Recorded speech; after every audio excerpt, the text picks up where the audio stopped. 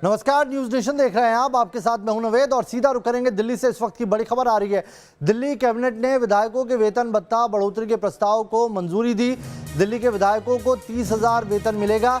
अभी दिल्ली के विधायकों को 12,000 मिलता है वेतन और बाकी भत्तों को मिलाकर अब 90,000 महीना मिलेगा। दिल्ली कैबिनेट ने बढ़ोतरी के प्रस्ताव को मंजूरी दी है। विधायकों का वेतन 12,000 से बढ़ाकर 30,000 रुपये प्रतिमाह कर दिया गया है और जरूरी भत्ते मिलाकर ये 90,000 प्रतिमाह हो जाएगा। वेतन और बाकी भत्तों को मिलाकर अब 90,000 तक मिलेगा दिल्ली के विधायकों का वेतन। दिल्ली की कैबिनेट में इस पर मुहर लगी है। आपको बता दें कि यह मामला केंद्र और दिल्ली सरकार दोनों के बीच में प्रेस्टीज इशू बन गया है। इसको लेकर दिल्ली सरकार केंद्र को पहले भी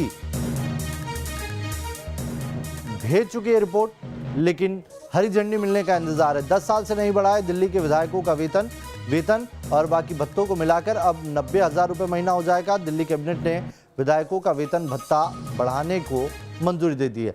दो तस्वीरें हम आपको दिखा रहे हैं।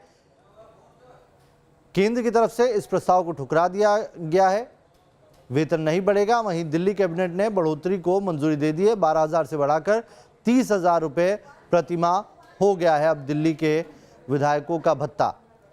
दूसरे पक्ष मिलाकर 90,000 रुपये उन्हें मिलेंगे। 10 साल से नहीं बढ़ा है दिल्ली के विधायकों का वेतन।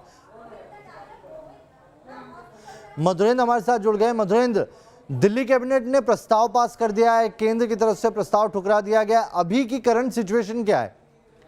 देखिए, करंट सिचुएशन जो है वो टकराव का ही है, क्योंकि दिल्ली कैबिनेट ने विधायकों के वेतन भत्ता बढ़ोतरी के प्रस्ताव को मंजूरी दी है।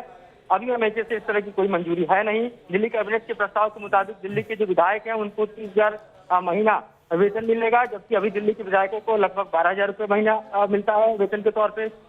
साथ ही इसके अलावा देखिए तो दिल्ली कैबिनेट द्वारा पास किए गए जो प्रस्ताव में विधायकों के वेतन और अन्य भत्ते को मिलाकर देखा जाए तो महीने का 90,000 रुपये मिलेगा, अगर इसको मंजूरी मिलती है तो। लेकिन अभी फिलहाल जो मिल रहा है वो महज 54,000 रुपये है। तो दिल्ली सरकार का अपना एक तो ये थी कि चूंकि विधायक बहुत लो पेड है दिल्ली जैसे शहर में, इसलिए उनका वेतन बढ़ाया जाए। केंद्र की तरफ से कई अड़चनें लगाई गई हैं, खासतौर पे क्योंकि जो भत्ते हैं और खासतौर पे यहाँ पे पर्क्स हैं वो बाकी राज्यों की तुलना में ज्यादा है। तो ये एक विवाद का विषय जो है वो साफ तौर पर दिखाई दे रहा है केंद्र और राज्य के बीच। जी मधुरेंद्र, एक छोटा सा सवाल है मेरा, क्या दिल्ली कैबिनेट ने जो आज प्रस्ताव पास किया है ये फिर से वापस केंद्र के पास जाएगा? और अगर वहां से मंजूरी नहीं मिलेगी जब तक ये 90,000 जो वेतन है 54,000 ही मिलेगा? और दूसरा ये कि क्या पहली बार कैबिनेट ने पास किया ऐसे? देखिए, जब भी वेतन बढ़ना होता है तो कैबिनेट ही मंजूरी देता है। दिल्ली सरकार की जो कैबिनेट है वो मंजूरी देती है और वो मंजूरी के बाद आप समझिए कि वो एलजी के थ्रू जो है वो एमएचए अप्रूवल के लिए जाता है। तो जाहिर तौर पर दिल्ली यूटी है, यूटी होने के नाते कई तरह के पावर दिल्ली सरकार के पास स्वयं नहीं है।